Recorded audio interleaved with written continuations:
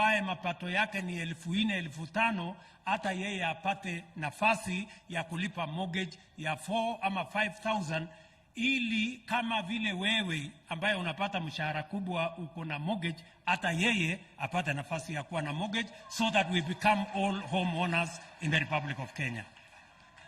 Sijui kama tunaelewana.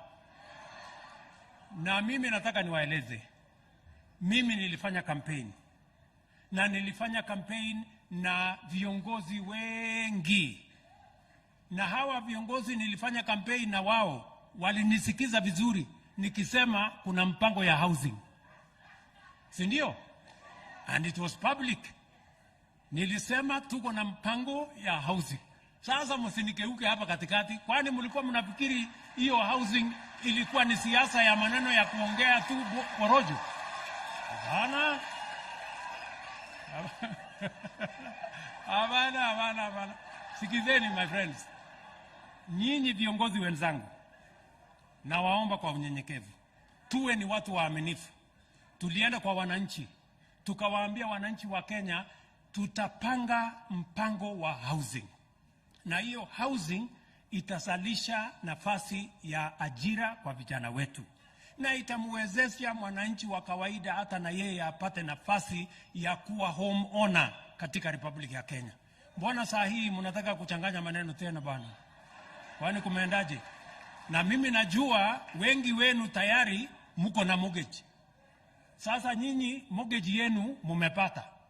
Saa hizi mnataka kusabotage mortgage ya mwananchi wa kawaida. Bana. No. Bana. Hiyo haiwezekani. Ama namna gani? Si kama wadosi wamepata yao, si ya wananchi pia tuwapatie? Bwana. Hapo ndio maneno iko.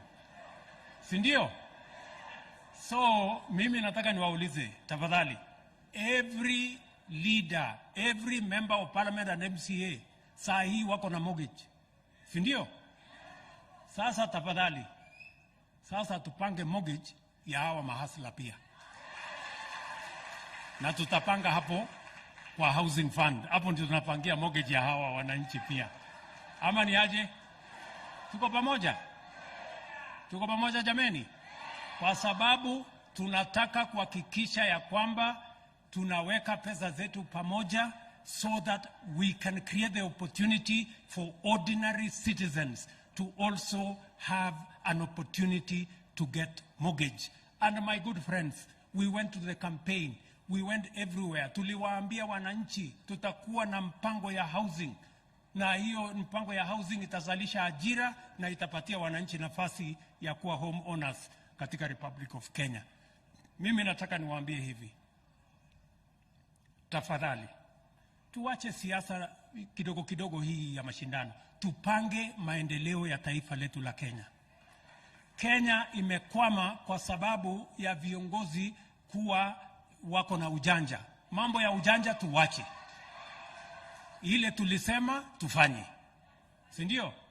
Kwa sababu wananchi walipiga foleni mapema bwana, wakatupatia nafasi ya uongozi. Sasa tupange mambo yao, tuache story mingi. Ama ni aje jameni? So please, my good friends,